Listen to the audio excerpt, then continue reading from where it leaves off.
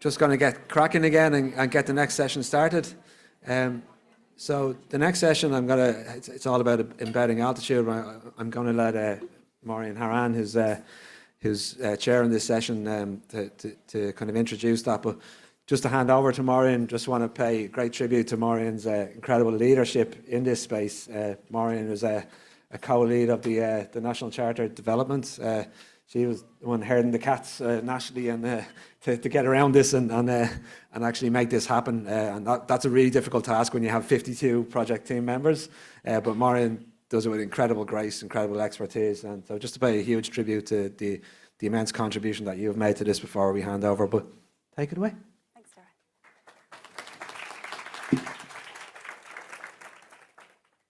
I hope I can live up to that now.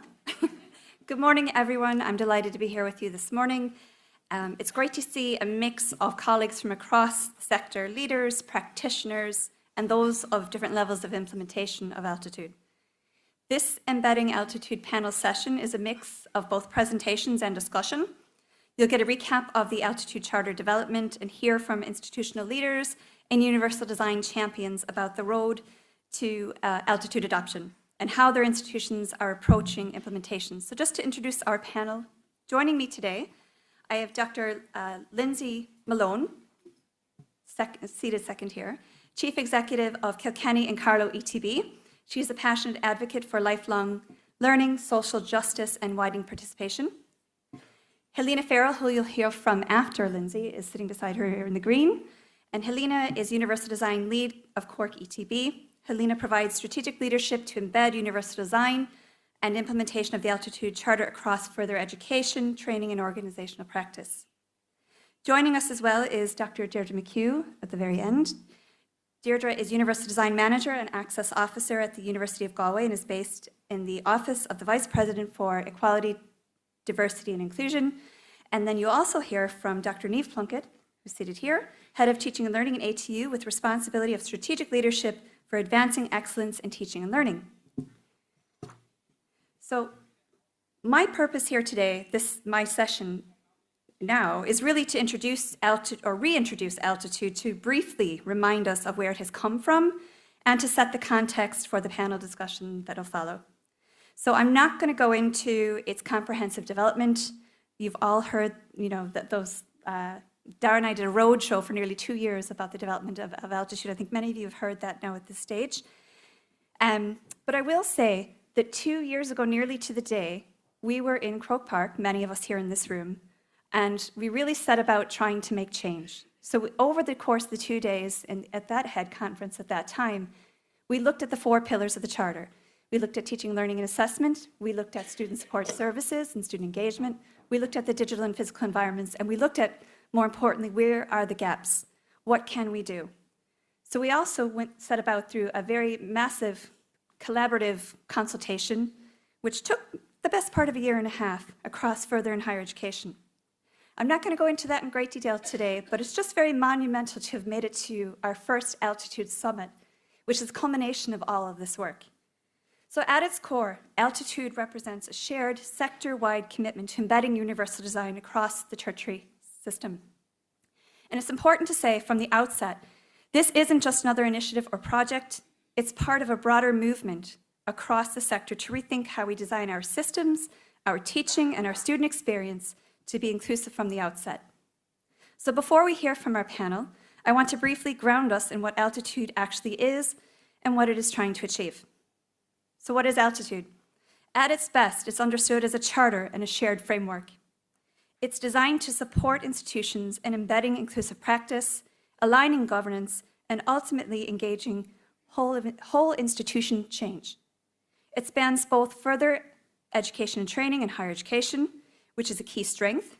It gives us common language and a shared direction across the tertiary system. One of the most important things to emphasize is that Altitude is not strategic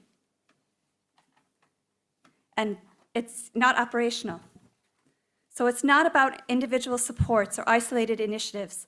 Instead, it's about embedding universal design into the systems, structures, and design-making processes of our institutions. If you look at the slide, just over here and over here. Oh, is it not moved on? Sorry. There we go. So if you look at the slide behind me, you'll see the focus on strategic enablers and pillar-based actions. This really speaks to the idea of sustainability, building the conditions that allow inclusive practice to thrive over time, rather than relying on one-off efforts. It also highlights the importance of collaboration across functions and the role of committees or working groups in driving and overseeing progress. So in its essence, Altitude gives us a structured way to move from intention to meaningful system-level change. And that brings us to an important question. Why does this matter so much right now? The context we're working in has significantly changed. We are seeing increasingly diverse learner populations, diversity in backgrounds, in pathways, in expectations, and the kinds of supports that learners may need to succeed.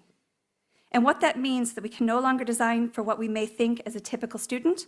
Instead, we need to design for variability from the outset. That's really at the heart of universal design and is exactly what Altitude is trying to support. Through Altitude, institutions are being supported to move from a reactive model where we respond to individual needs as they arise to a more proactive model where inclusion is built from the beginning. This leads to more consistent, inclusive practices across institutions, stronger alignment between strategy and delivery, and ultimately better experiences and outcomes for students. We're also seeing real momentum building across the sector. There are now over 20 institutions engaged in adopting the Charter, alongside a growing national focus on awareness and implementation. So this is no longer emerging, it's becoming a shared direction of travel for the sector. With that in mind, what we really want to explore now is how this actually is being brought to life in institutions. So in this panel discussion, we're going to focus on the realities of implementation. We'll hear about how institutional leaders are approaching Altitude and how they are working to embed universal design within governance and decision-making structures. We'll also explore some of the challenges because this work is complex, and the opportunities that are emerging as institutions progress. And importantly, we'll hear from a few institutions at different stages of their UD journey, which I think will give a really useful perspective on what this looks like in practice. As you listen today, I encourage you to think about what resonates within your context and what you might bring back to your institution. So I'm really looking forward to hearing from our panelists as they share their experiences and bringing Altitude to life. And to lead off our panel presentations, I now hand you over to Dr. Lindsay Malone.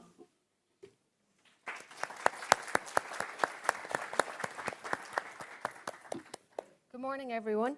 I'm delighted to be here, and thank you very much, Dara and the team, for the invitation to be part of today. So I'm going to talk briefly about our organisation, KCETB, Kilkenny and Carlow Education and Training Board, and the steps we've taken to embed universal design across our organisation. And we've done that in tandem with the public sector duty, because for us it's very difficult to separate the two, so we've put them together. And I'll talk through our learnings and some of the evidence we're going to look for the impact of our work, and I suppose just reflect on what we've learned so far in the journey. So in terms of KCETB, we have an annual budget of 100,000. We have 1,450 staff. We support 24,000 learners per year. That's across our 13 post-primary schools, our 2 FET colleges, and our 30 further education and training centres, where we provide youth work, where we have music generation and adult and community education. So we're considered a small ETB, but I think when you present it like that, it doesn't look that small. So that's a kind of an overview of who we are, and our geographical spread is 1,900 square kilometres between Carlow and Kilkenny. I was appointed Chief Executive of KCETB in September last year, so I'm still relatively new to my own role, just over 6 months in, and one of the key priorities that we started with after my appointment was to embed universal design with the public sector duty.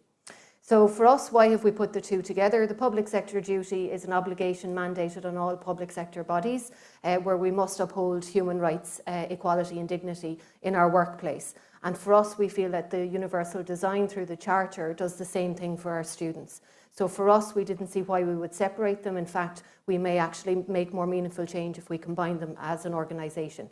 So that was our initial thinking in terms of why we did that. When we look at the public sector duty, it looks at removing structural barriers, again, for staff, but that also lends itself to students. So it mirrors, in our worldview, a lot of what is set out in the framework of the Altitude Charter. So in its most basic element, to compare the two and to kind of frame where we're coming from, we can see that it moves from awareness to increasing capacity in our organisation and to really move towards embedding a culture of inclusivity across KCETB. So to do that, there's a number of different things. Am I gone? No, I'm back. There's a number of different things that we've done. The first was around making sure that we built our leadership capacity. So Victoria spoke about finding someone who's senior and getting them to buy in. And I suppose I'm very fortunate to go into the role as Chief Executive because I'm absolutely bought in. So we have that strategic intent at the leadership table. So practical things that we've done over the last few months, we have brought all our senior leaders across schools, FET and our organisational support and delivered inclusive leadership training to all of them. I've completed the Senior Leader UDL badge and publicly promoted that to lead by example, and we're the third ETB to be awarded the bronze accreditation from the Centre of Diversity. The second then is once the leadership team are trained and have a shared understanding of what we're trying to achieve for our staff and for our learners, it was about building capacity of our staff. So we've done that in a number of different ways. We have over 100 staff who have engaged in the online programme through the Irish Human Rights Equality Commission. We now have 20 staff who are going to start an SETU programme that is fully funded by KCETB. That starts on the 10th of April, and then I've also done the Human Rights programme myself, and again actively promoted that to lead by example. Then we looked at structured implementation. So for us, the public sector duty asks the organisation to assess itself, and from that to put a structured plan in place. So that assessment, we engaged the Centre for Diversity. They reviewed all of our organisational policies that affect our staff and our learners and gave us back a report that now we can use to further advance some of our policies that may need some revision and to bring in policies that may actually be missing that we need to have. And then from that, we've now developed a public sector duty implementation plan that went live from 2026. It's published on our website. And the people who will deliver that plan are staff across the organisation who've self-nominated themselves to become part of our steering and implementation groups for the public sector duty and universal design. And the last, in terms of trying to work towards embedding and becoming sustainable, is that we have to hold ourselves to account. So we have published our annual report in terms of equality and diversity and all that we've done in that space. And we've also shared our positive developments with our staff.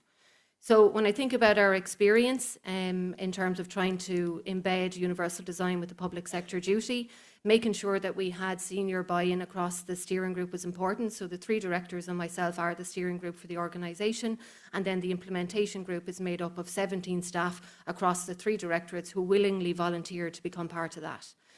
We've looked at CPD, as I've mentioned, to ensure that it's not just a concept that the senior leadership team understand, but actually we've communicated and upskilled our staff so that we're all saying the same thing and we're operating from the same vision.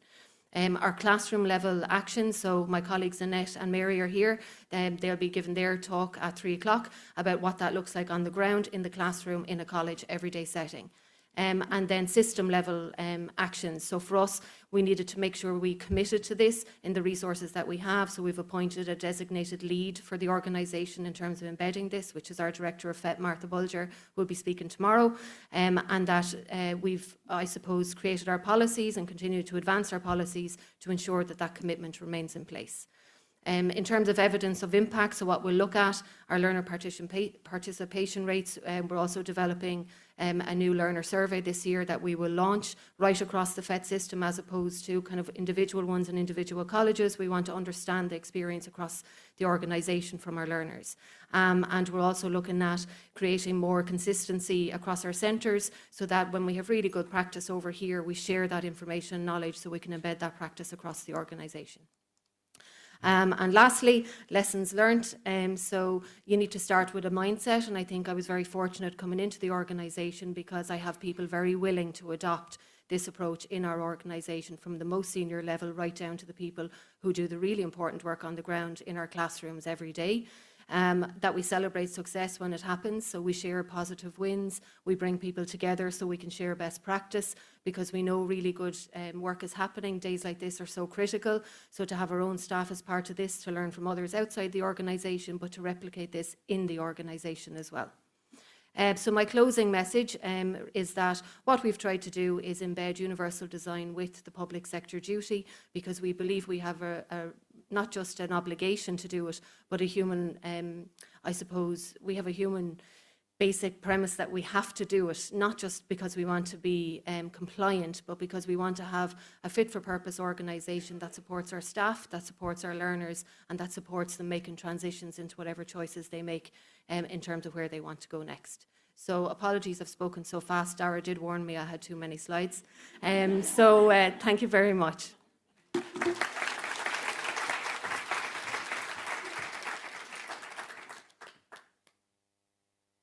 Thanks, Lindsay. I think you spoke very well. And just to say, Lindsay's organisation, Kilkenny and Carlow ETB, are adopting the charter tomorrow, along with 3 other institutes as well. So that's fantastic. The work that you've shown us here is a combination of a huge effort, and we wish you the best of luck tomorrow as well. We're going to move on. We're going to move on to Dr. Deirdre McHugh. Deirdre's university, she was very successful and very instrumental in getting the University of Galway to adopt the charter last semester, September, I think. And she comes from the University of Galway. She's the Universal Design Manager and Access Officer, and she is up next.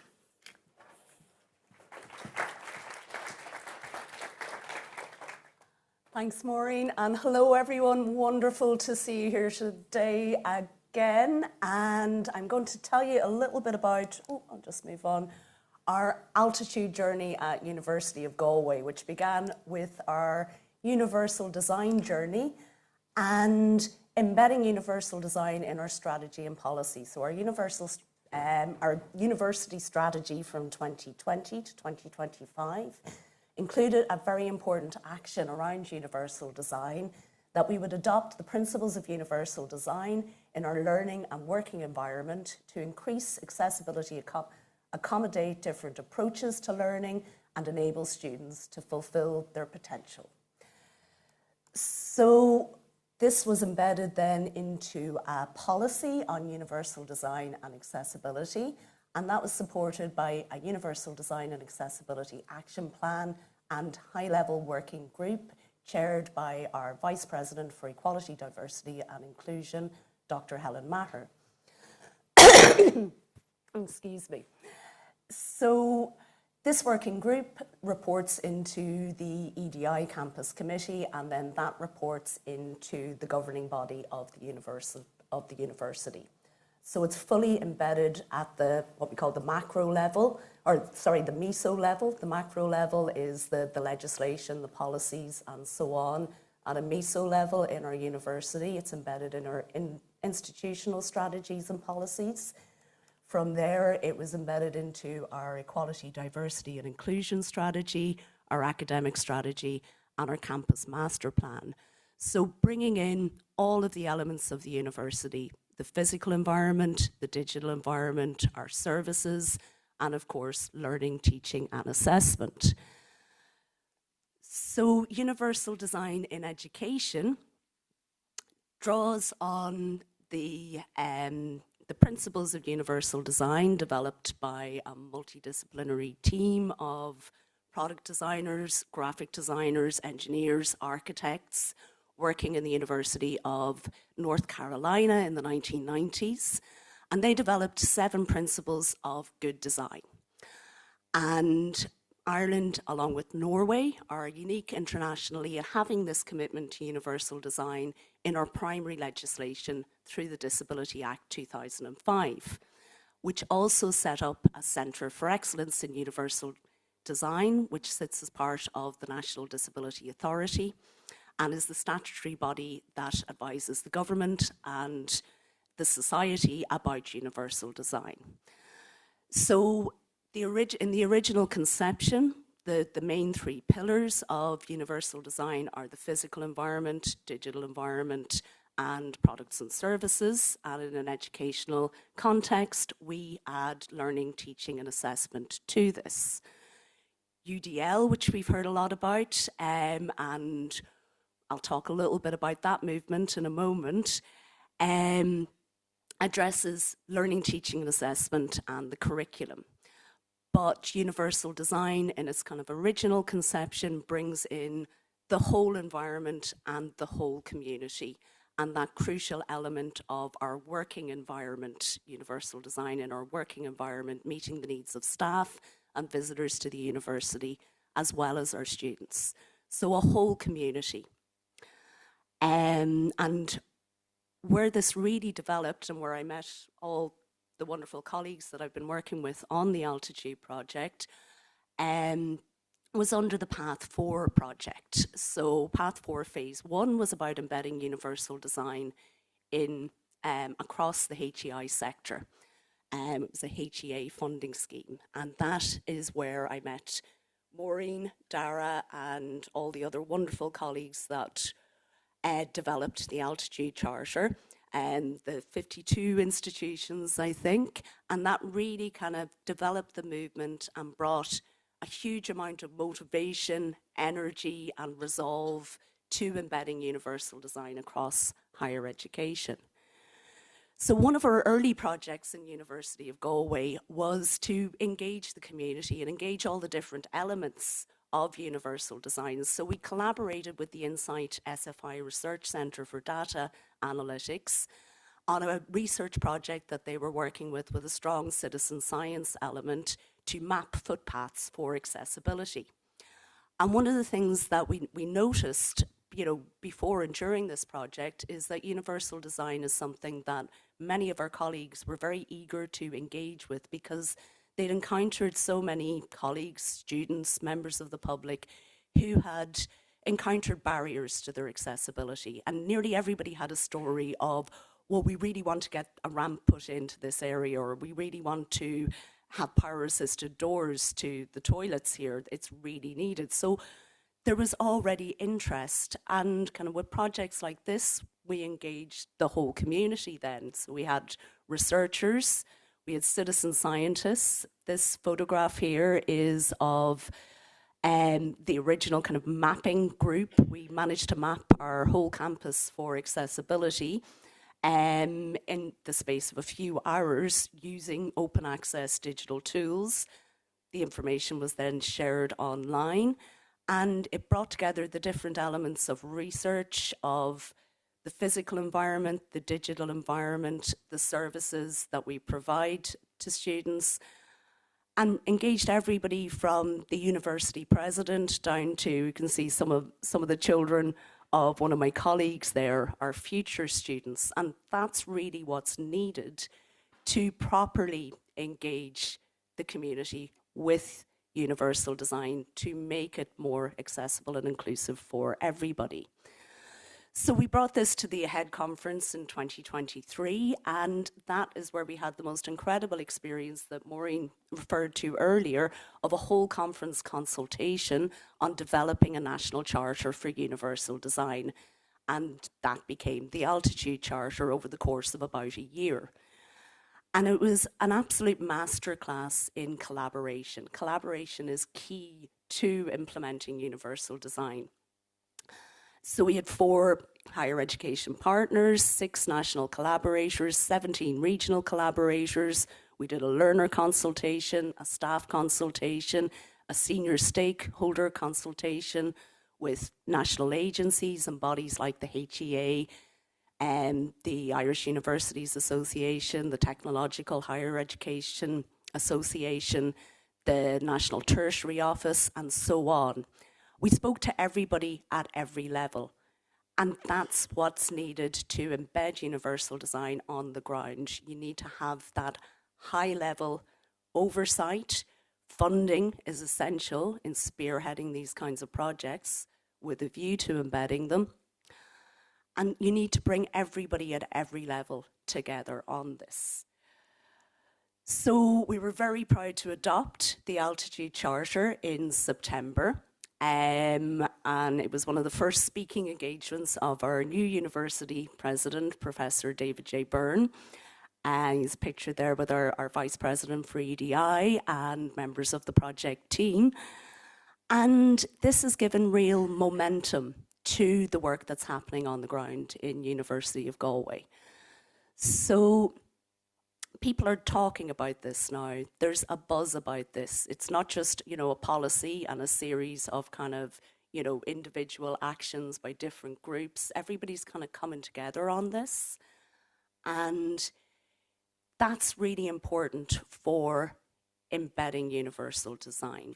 So we already had our structures in place at University of Galway. We already had our high-level working group, that important kind of meso institutional level action to drive the work and to ensure that resources are allocated to the work.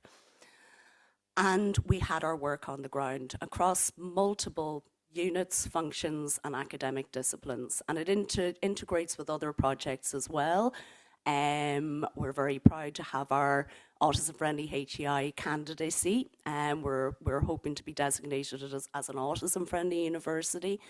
And it's important as well that we have those other projects to look at the specific needs of individual cohorts to ensure that the universal design approach accommodates as many people as possible, and building that in and looking at the diversity of needs, balancing things, making sure that improving accessibility for one group doesn't disimprove it for others, and so on and so forth. So just to wrap up on that, what we're going to do next is we are reviewing our universal design and accessibility action plan and the membership of the working group according to the Altitude Charter, and restructuring our actions according to the Charter. And we're also redeveloping our EDI strategy to 2030, and universal design will be an underpinning methodology for realising that strategy. And I'm just going to very briefly mention that we are going to be co-hosting the 8th Biennial International Conference on Universal Design, UD26, in November 2026 in Galway. So our call for contributions is currently open. We'd love to hear from you all. Please check out the website on ud26.ie. Thank you very much for listening, and sorry for going over time. Can you hear me? Yeah? Okay.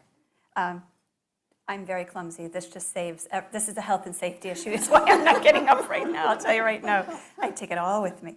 So next up is, who won't trip and fall, I can guarantee she's got a steady gait, is Helena Farrell, the Universal Design Lead from Cork ETB.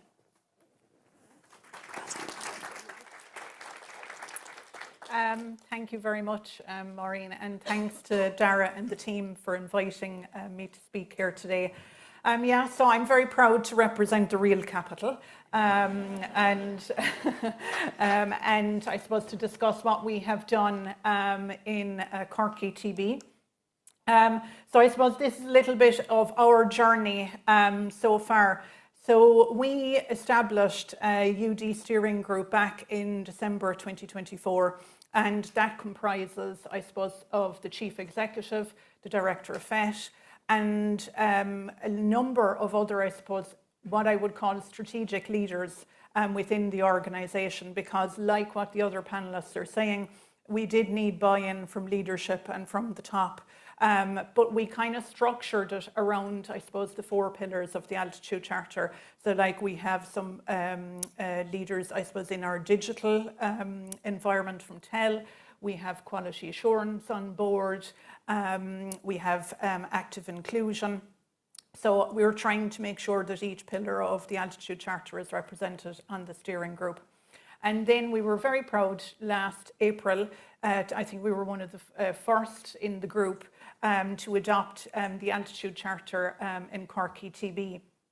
And I suppose then really, I won't say the hard work began, but when we start to kind of dissect it and have a look at it and really see what we needed to do, it became very apparent that somebody did need to kind of oversee it and lead it out.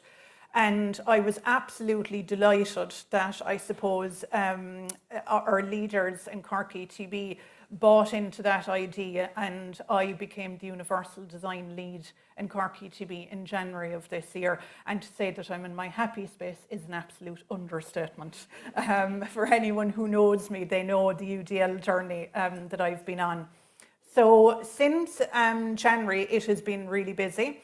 And I suppose one of the first actions that we really wanted to do was to create awareness of the Altitude Charter, but more importantly, actually Universal Design and UDL. So we are currently at the moment developing, would you believe it, if you're wondering why I have to hop off the panel afterwards and drop a mic and run out of here like a greyhound, I'm actually hopping into a FET steering group meeting to get our Universal Design Strategy hopefully approved. So that has been in development for the past few months, and out of that we'll have an implementation plan. To drive that awareness, we're currently in the middle of our UD Awareness Month across Cork ETB, and I'll talk a little bit further about that in a minute. And we're going to have our first UDL Community of Practice next month. So what we did that really informed all of these actions was a UD survey last year. And I suppose that my background is in nursing, so to use a previous nursing term, we were taking the temperature of UD across the organisation. And we asked staff what was one change that they would like to see or like to make towards inclusion. The first one was communication, and that was overriding across the survey. To have more access to learning resources and delivery, accommodations and built environment, and ongoing training. So when they spoke, we listened. And really that became, I suppose, the roadmap for what we are doing at the moment. So with the communications piece, we use WorkVivo as an internal comm system, and there's a universal design space within that we communicate all the activities that go on through the organisation in regards to universal design. We have a quarterly universal design newsletter, and we also have a +1 campaign that's kind of rolling on. So the Thomas Tobin Lovely +1, where you just make one small change. We're encouraging all staff across Cork ETB, whether it's the caretaker to those in head office, to anyone on the ground, to make one small change that works towards accessibility. And I am delighted that it is actually happening, that I get emails from maybe somebody in head office who said, I've changed my font type on an email. They didn't know, they've become more aware. We share those +1s across the organisation. We designed Padlet as a learning resource. We put the +1s in there. And again, any resources that we have in regards to universal design with CPD, we put them all into the Padlet and share that. And of course, our community practice. We're engaging with stakeholders at the moment, I suppose, at looking at the physical environment and what we can do around accommodations. Of course, all roads lead back to money and resources. But looking at what we can do, and one of my colleagues in the Active Inclusion team, Anne Burns, she has an Inclusive Spaces project, and we're looking at how we can embed that through the third pillar of the physical environment in the Charter. And I suppose ongoing training at the moment for the month of March, what we've done is we've taken each pillar each week, and we have focused and teamed each week on those pillars. We run online lunchtime sessions, 45 minutes. Staff can log in, and we will go through, I suppose, the pillar and make a practical approach as to changes in the +1s that staff can make. Those sessions, I have to say, have been really, really inspiring for me. We've had over 100 staff engage with those lunchtime sessions over the last 3 weeks. Next week is our last week. And the majority of those staff actually come from head office and the adult education community, which is great to see such buy-in where we need it to be. So that has been really, really excellent, and we will review it and continue to see where we go from there. So this will give you an idea behind me of, this was the kind of poster we generated for the Universal Design Awareness Month, where we had our Altitude Charter lunchtime sessions. We had our +1 campaign. We've also shone a spotlight on good practice across the organisation, because we know and we talk about we want to improve things and move things along, but there is amazing and fantastic work that is happening at grassroots level, and we want to shine a spotlight on that. So if you want to check out some of the social media on Cork ETB, you might see some of those popping up. We try to make everything as accessible as possible. So I'm a great fan of the QR codes, as you can see, a little bit obsessed with them at this stage. But I suppose, again, it's what I would say, and the takeaway message from this for me is that you have to model what you want people to do as well, you know. So to try and make all our communications that we put out as accessible as possible. So that's it. Thank you. Well done, Helena. And just to say, I would grab that QR code. I've been following her social media, and we're all here to learn from each other and to steal from each other, so check it out.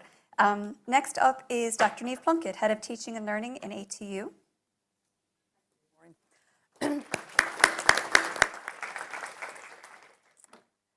Well, hello everyone, and I'm absolutely delighted to be here today to represent Atlantic Technological University, our 30,000 plus students and our 2,600 plus staff. Today, you may already know that ATU has done a huge amount in the UDL, UD space, particularly with our UDL Centre of Excellence led by Maureen. But today I'm going to really concentrate on Altitude and how we're actually embedding that into our university. So when ATU adopted the Altitude Charter, we were really clear about one thing. We didn't want this to become another policy document sitting on a shelf. We really felt that this had to be something that was visible, that was owned, and that was led. So before I speak about practice, I'm going to let you hear the institutional voice behind Altitude at ATU. Oh. Can I have any help with the video back there? No. Oh, the joys. This is the UDL approach where we offer multiple means.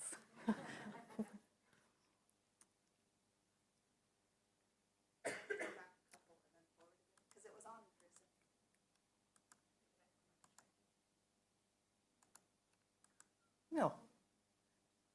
Can you just even click it in the back there?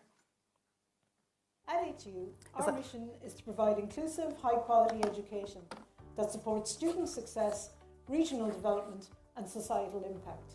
Accessibility, equity, and inclusion are central to that mission, which is why we committed to the Altitude Charter. As a multi-campus university, ATU serves a diverse student population with a wide range of learning needs. Altitude aligns strongly with our strategic priority to put students at the centre of what we do, designing our learning, teaching and systems that enable all learners to succeed. By adopting the Altitude Charter, we're making a clear statement that accessibility and inclusion are everyone's responsibility. To achieve this, Altitude must be embedded into our governance, leadership and accountability, ensuring it becomes part of how we plan, operate and support our community every day. Real and lasting change happens when inclusion is championed from the top and supported across the whole organisation. At ATU, our senior leadership team and governing structures are actively driving the adoption and implementation of Altitude, ensuring that it is embedded across teaching and learning, student supports, systems and services. Our goal is simple but ambitious, to ensure that all students and staff can participate fully and succeed at ATU. Altitude provides the framework to make that happen. So let's commit together to making ATU a place where every learner can thrive. Thank you. At ATU, our commitment to the Altitude Charter is supported through strong academic governance and quality structures. Altitude is embedded within our formal governance arrangements, including the establishment of an Altitude Steering Committee and Working Group, which provide clear oversight, coordination and accountability. These governance structures are key to moving Altitude from commitment into everyday practice. They support consistency across programs and policies and help ensure that accessibility and universal design are embedded as part of academic quality across the university. I am very pleased to speak about ATU's adoption of the Altitude Charter, a commitment that brings important benefits to our students, our staff, and the many external partners who work with us. The Altitude Charter invites us to take a universal design perspective on everything we do. Universal design encourages us to consider from the very outset the diversity of the people we serve and the environments in which we teach, learn, and collaborate. It shapes how we design our curriculum, how we plan and deliver teaching, how we approach assessment, how we engage with students, and how we use and develop our physical and digital spaces. For our students, this means learning environments that are more inclusive, flexible, and supportive, places where they can participate fully and demonstrate their strengths in meaningful ways. For our staff, the Charter provides a structured, values-based framework to enhance their practice.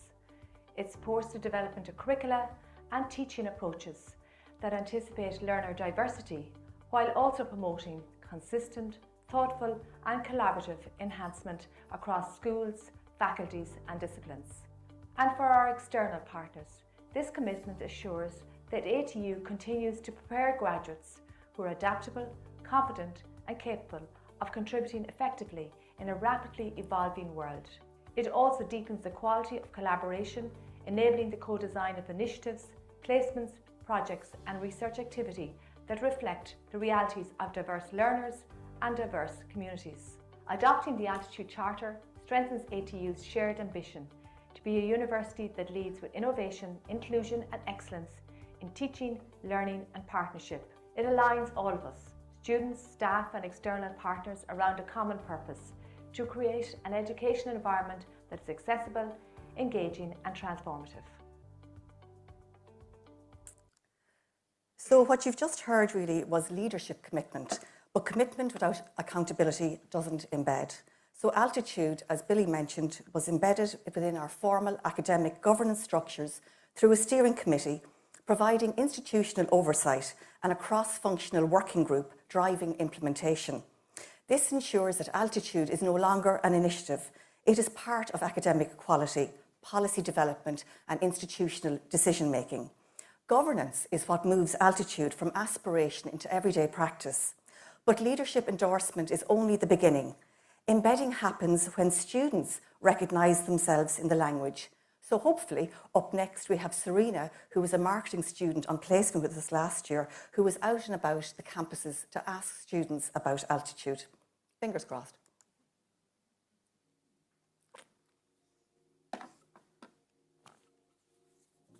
Hi, I'm Serena McHugh, a student here at ATU Sligo, and today I'll be going around to the ATU campuses to see what students really know about Altitude Charter. You know what Altitude Charter is? Or you don't know what Altitude Charter is? So, have you heard of Altitude Charter? Do you know what this is? No, I've never heard of that. So, have you heard of Altitude Charter? No. Do you know what Altitude Charter is? No, what's that? What is Altitude Charter? So, what is Altitude? Let's find out. So, Altitude Charter is a national universal design approach adopted by ATU. This means making every student's learning experience more accessible, more inclusive, and more flexible. Yeah. Pretty cool. Yeah, that's what Altitude's about. Yeah, that sounds fabulous. Fantastic. Thank you. Alright, excited for this? That's pretty cool. That's actually pretty nice. Thanks, guys.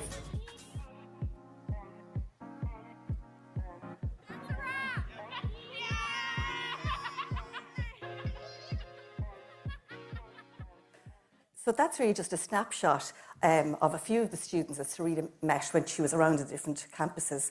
But I suppose what I'm trying to get across is that the students had no idea what Altitude really was, even though we were trying to push it. But when Serena met with the students at their level and explained to them exactly what it was and what it meant for them, they understood the principle immediately, fairness by design. And this was really a pivotal moment for us at ATU. It meant that Altitude was no longer strategic language, it was really relational. So then we asked ourselves, how do we move from awareness to activation? So we invited staff and students from across all 9 ATU campuses to come together in an Altitude hackathon. Using Lego series play and a +1 design approach, participants worked across the 4 pillars, highlighting what's working, where people get stuck, and shaping small practical changes that could make a real difference. The impact extended beyond the room, and the winning team's video was introduced by our President and VP for Integration and played at an all-staff conference which was attended by over 450 colleagues.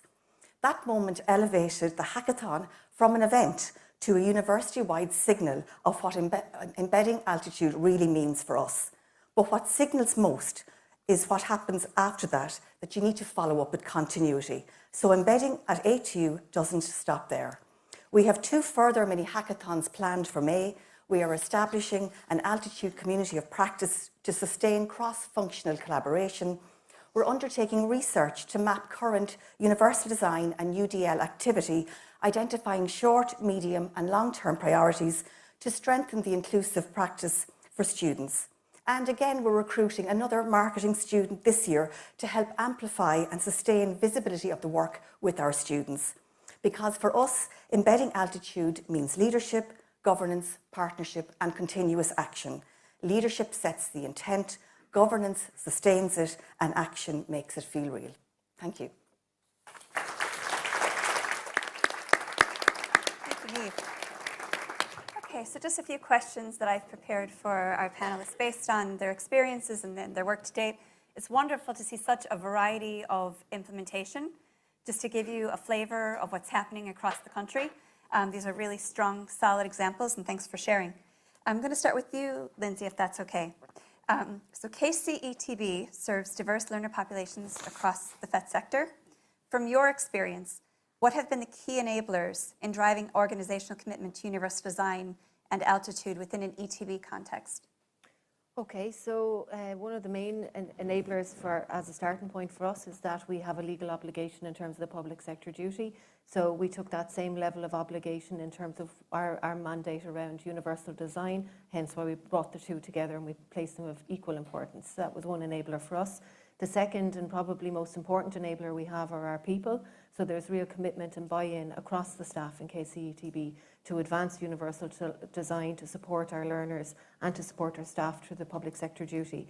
So our people are huge enablers for us. The other is around the actual toolkit for the Altitude Charter is research informed. So it's a research informed practice that we're bringing to fruition in a very practical way. And then lastly, I think that the fact it was created with higher education and further education, that it wasn't created by higher education and then given to PhET, and likewise it wasn't created by PhET and given to higher ed, that it was co-created. And I think then we're moving into a very different space when we're working together as colleagues and as peers, and really we're trying to create, I suppose, inclusive and very clear pathways for our learners. So regardless of whether they're a learner in PhET or a learner in higher education, they're having an inclusive and meaningful experience. And I think once we get key stakeholders together with that shared vision, who can then co-create something as clear as altitude, then we really are in a space to mobilise those enablers to actually affect change across the system. Serious amount of organisation happening there, but the really important point that you mentioned there is about that, the pathways that now exist between further and higher education too. So, the fact that you're talking about that neither sector had to retrofit, that we've created something together that we can fit into our own context, hugely important. You've mentioned obligation, people, toolkits, co-creation. Just these are words you have to come away with, because these are words that you're bringing back to your institutions, because this is systematic change that happens, and it happens by attending conferences like this and learning what's happening and sharing and going back. So really strong examples coming from KCETB and how you're getting it up off the ground. Thanks for sharing. Thank you. I'm going to move over, I'm going to stay in the PhET realm for a moment since our heads are there. So I'm going to move over to Helena. Helena, your work emphasizes human-centered design and the role of learner voice, and that was really strong in your presentation. How has learner input shaped Cork ETB's approach to adopting and embedding the Altitude Charter? Well, I suppose, it's the whole saying of nothing about me without me, and I think the learner voice and that human-centred approach is central to everything that we do, because otherwise it just won't work. You would ask, who are we actually designing for, What will work for learners will work for everyone. And that's one thing that we've definitely found. And the learner voice in further education, I suppose, is a very different, I won't say different beast, that's probably the wrong word to use, but I suppose in higher education, you have them for 3 or 4 years and you can kind of, I suppose, develop a stronger learner voice maybe in FET. There's a very quick turnaround in FET. So you're only talking having them for a couple of months. Really, realistically, you only have them for 9 months. So to try and capture that learner voice is everything. And I suppose that starts an awful lot too with learner voice surveys. And that is something this year actually that we're really looking at, is bringing the universal design piece into that. And also the collaboration. I think that is really important. And like currently I'm collaborating with the Learner Voice, I suppose, group, and getting their experience. And that is something as well I'm researching at the moment, is looking at the learner experience of universal design interventions in further education, and running a couple of focus groups on that, which is proving to be very, very interesting, because it's very interesting with the video there from ATU about learners, that they necessarily can't name altitude, but they do recognise it in action. When you talk about, you know, are you being given choice maybe on assessment?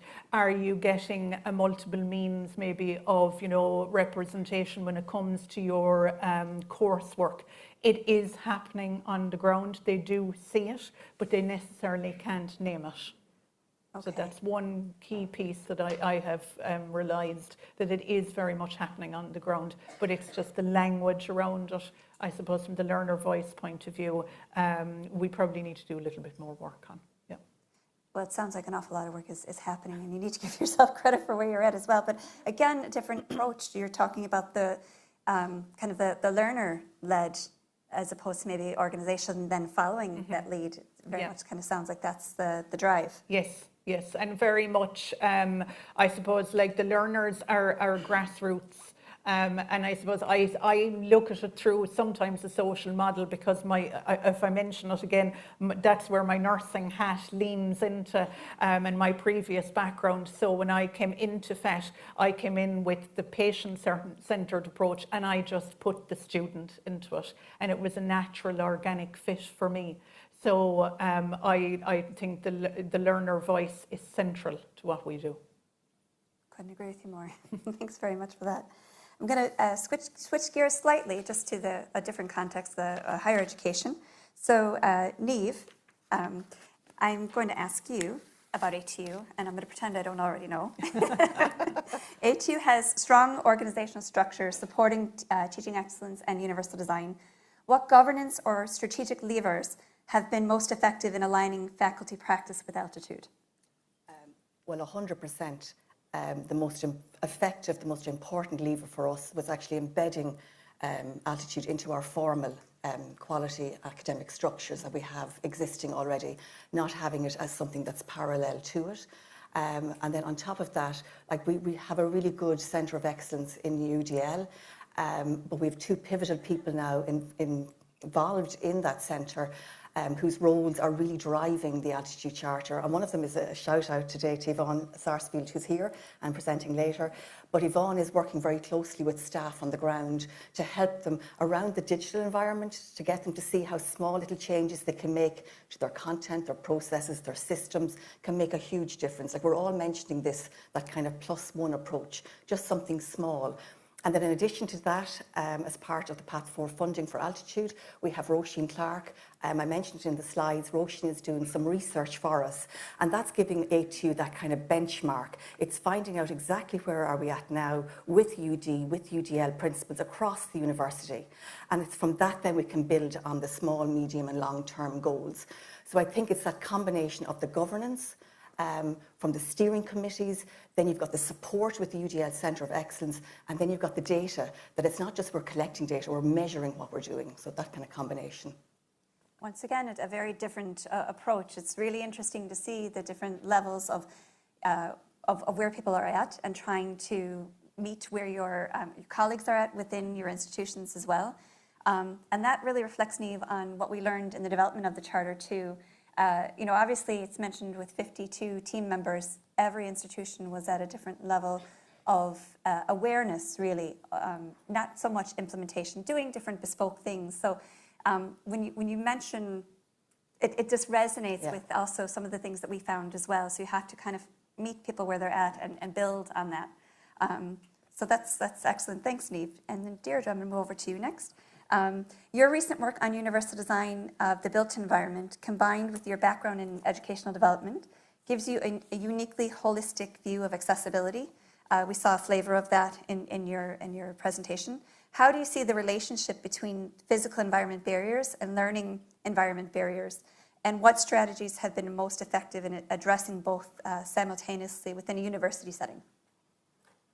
Okay, so I suppose, as you mentioned at the start, it is complex, and it is complex to integrate all of this together. What we find most effective has been focusing on the principles of universal design, the design principles, and they're really translatable across different units, functions, and disciplines. So you mentioned the work on the built environment, and the principles of universal design themselves were really crucial in engaging our colleagues in buildings and estates who mostly come from engineering backgrounds with a methodology for solving problems, for addressing accessibility barriers. So we were speaking the same kind of language, the language of standards, the language of principles, guiding frameworks, and so on and so forth.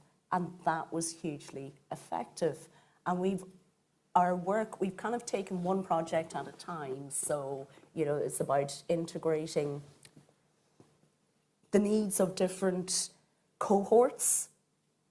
And we focused, more on the built environment and the digital environment in recent years, because a lot of the earlier work before the 2020 strategy was on UDL and specifically focused on learning, teaching and assessment. And we found if we look at the environment and the community as a whole and everybody's needs within that, people are more engaged with it because it's not about, this isn't just, and Victoria spoke earlier about some resistance from kind of academic colleagues in terms of developing the curriculum with universal design. But if you look at it as the environment as a whole and the needs of staff and visitors as well as students, it breaks down those barriers a little bit because it refocuses things on the problem that needs to be solved. So we haven't yet really developed a lot in terms of applying the principles themselves to the learning, teaching and assessment in the university, and we're working towards that incrementally, as the Altitude Charter kind of stipulates, it's incremental progress.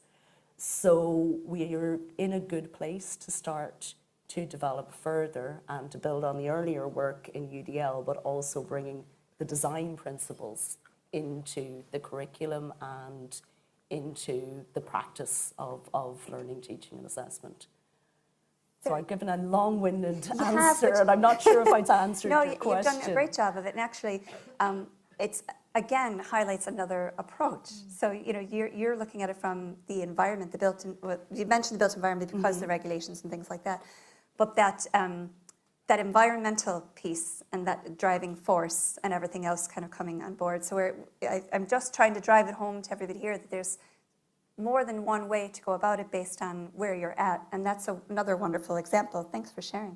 I'm going to hop around a little bit this time, just to keep you on your toes. I'm going to start this time with you, Helena, on the second question, if that's okay. Okay. So sustainable change is a major theme in your practice. What are the biggest systemic barriers in embedding UDL at scale? And how is Cork ETB working to overcome them? Ooh, it feels I'm going to be naming and shaming a bit like Victoria earlier now. I suppose systemic barriers, what has been very interesting, and this has come, I suppose, and collaborating and talking and networking with people is the most important thing here, because that's where you find we're actually on a very similar space. But what's very interesting, I suppose, with sustainable change is we're getting great buy-in, and if I use that word, from the top, and excellent from the bottom. We're getting a little bit stuck in the middle. That is, I suppose, a wider piece that we actually have to look at, because I suppose in the middle zone, you know, you have probably a lot of time pressures, lack of resources. Of course, the first thing anyone thinks of, how much is this going to cost me, you know? So it's trying to unbreak the biases that maybe are coming in with this, and that's a word I seem to be using an awful lot in the last couple of months, and the assumptions and the presumptions that people are bringing to the table. Because again, I suppose when we talk about accessibility and we talk about universal design, we might kind of know about that, but what I find is a lot of people might associate it with, you know, disability, or specifically, or with kind of reasonable accommodations. And I have to say to people, you know, think about the 9 grounds of discrimination. Think about all those people that we're kind of bringing in. That's what we're talking about when we're talking about universal design. And then it kind of, they go, oh, right, okay. But I would certainly say for sustainable change, breaking down a systemic barrier such as that, it's awareness. It's driving awareness, it's driving understanding, and starting really small and incremental. We did a lunchtime session back in January, February, an introduction to universal design. That was met very well, and we are going to ripple it out and keep repeating it over time, because a lot of people in the organisation didn't want to admit they didn't know what universal design was. And they were hearing a lot about it, but they didn't know what it was. So again, it was breaking down that systemic barrier of understanding and awareness. Yeah. So awareness then can drive implementation incrementally. And that's an increment. Incremental seems to be a very key word. Yeah, yeah, absolutely. Okay. Thanks for sharing that. I'm going to move over back to you, Lindsay, if that's okay. Given your leadership experience across further education, what differences or similarities do you observe in how, and higher education, I should say, sorry. So what differences or similarities do you observe in how sectors are adapting altitude? And what can they learn from each other? Okay, so I spent 5 years in higher education before I moved into further education, so I'm the reverse of Victoria. And for me, I think the structures are actually in place more so in higher education. So there are vice presidents of EDI and the offices associated with that, access offices, access officers and teams with them, whereas perhaps some of the challenges, what Victoria and colleagues spoke to earlier, around some of the resistance perhaps in certain discipline areas to actually adopt universal design. Whereas in FET, we're nearly the opposite. So we have less resistance, more of an appetite to really engage in that, but may not have the same level of resourcing in terms of offices and designated staff in a very similar way across the system. So we have pockets of brilliance in some ETBs, but it's not a given that you will find it in every ETB, and that's a real big challenge. I think where the opportunities are is the co-creation of things like the altitude. I hope that's one of many that are co-created, because that's when we really begin to move and to change things. I think the other is the word research has been used quite a lot today, and I think there is a place and space for FET to be involved in research. So where the two could work together is to really understand the impact of the Altitude Charter across tertiary education. So actually, rather than one institution, it's the collective, that this is the experience of our learners across their journey. So I think if there was anything that I'd like to see coming out of today, it's more opportunities like this to share best practice and share what's working and learn from each other. But definitely there's an appetite to engage in research, and that together we could co-create not only toolkits, not only charters, but actual information and data that will help us to develop more initiatives that can be co-created between the two. Well, that is music to my ears, because and I'm just seeing some colleagues in the room that I'm sure are smiling from ear to ear as well from UCD, and the work that's happening there regarding pushing research, and the work that we're pushing within our MA and UDL within ATU as well. So that's something that we need to consider too, is deepening that pool of research on universal design and universal design for learning, because a lot of people look to see, well, the effectiveness, where is the proof in the pudding? And that's where it lies. So it's great to hear that from somebody in leadership, saying that here today. And if anyone would like to talk to me about research opportunities, I'd be delighted with that. And then I'm going to move over to Deirdre again, if you don't mind.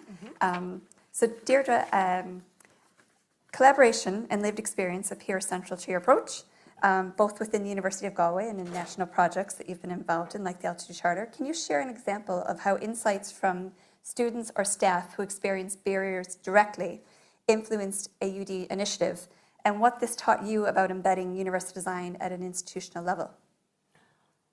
I'm glad you asked me that. We met your students last year and they were brilliant, so that's what drove that question. Wonderful, and they're back again this year. So if anybody is around at 3 o'clock in, I think it's the Innovation Zone, there's an excellent accessibility workshop called Empath that our students and their staff mentor are leading on. And this came out of a lot of work that we did to engage students with universal design. So the project that comes to mind is not a big glamorous building or, something that required an opening and a ribbon cutting and all of that. It's lots of small works to improve accessibility mostly in the kind of transitionary spaces and building corridors and between buildings. So all of that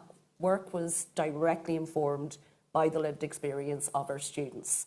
We had some funding, we gathered some evidence from under an earlier project, conducted focus groups and interviews with students and staff who experienced accessibility barriers, found out what the biggest barriers were, and marshalled that evidence to bring in funding of, I think it was 1.7 million in total, to make small changes to routes and footpaths, installing ramps where they were needed, lifts, giving access to lifts that were previously restricted, installing, I think, 85 power-assisted doors and corridors around the university in the most high-traffic areas.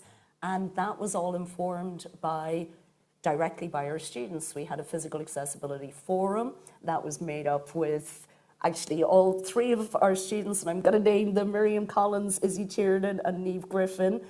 We're all members of that group. It ran for about 2 years, and that was how we decided what works needed to be done and did them. And it was a mix of senior leaders within the university, a director and deputy director of buildings and estates, Dean of Students, Director of Student Services, Head of the Access Centre, and an equal number of student representatives from the Students' Union and the Neurodivergent Student Society.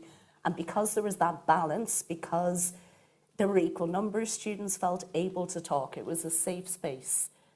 They had solidarity with each other, and we got some great work done. So that co-creation element, and that's kept on since the Physical Accessibility Forum with the Empath workshop, a CAM zone that we developed, multiple projects that are ongoing and being developed further by our students, with our students, and that was key to it. It's great to see the student voice coming into play, into reality.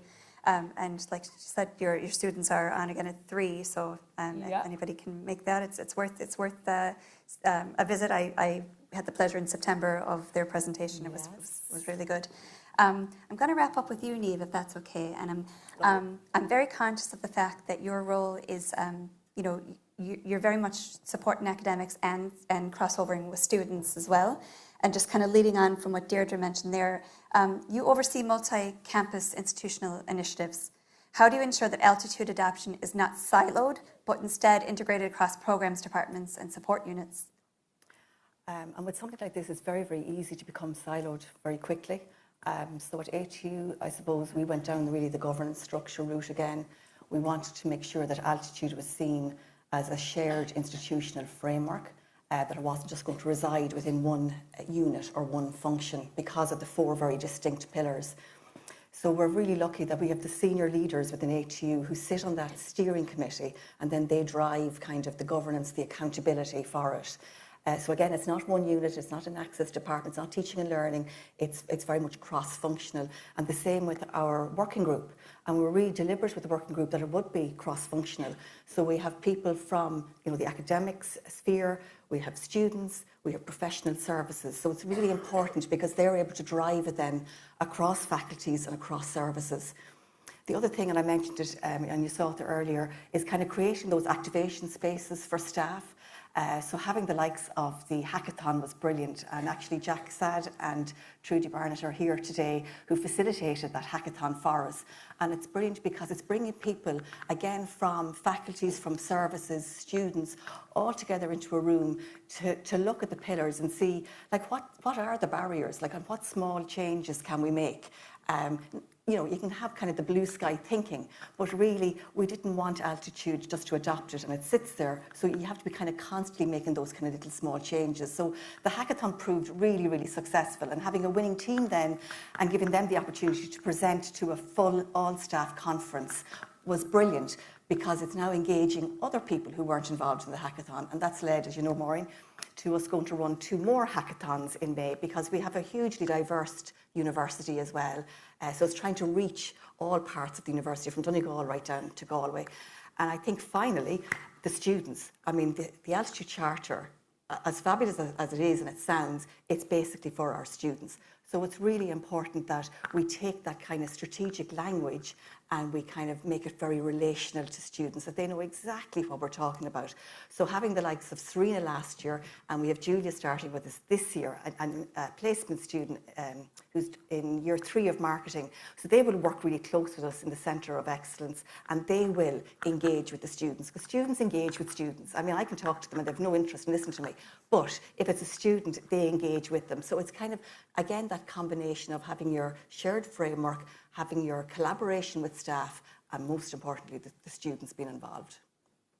Sorry, thank you very much. I want to thank all of the panel that have joined us here this morning. I hope you've come away with some flavour of different perspectives on embedding UDL, or UD, sorry, I'm a UDL person. I let it slip. But that you come away with this to bring back to your own institutions, and you've seen different perspectives, and you've seen how it's kind of playing out on the ground as well. We'll all be available throughout the day. I know we're not opening up to a larger, I think we're over time, Eric, aren't we? Feel free to tap us on the shoulder and have a chat. Thank you very much.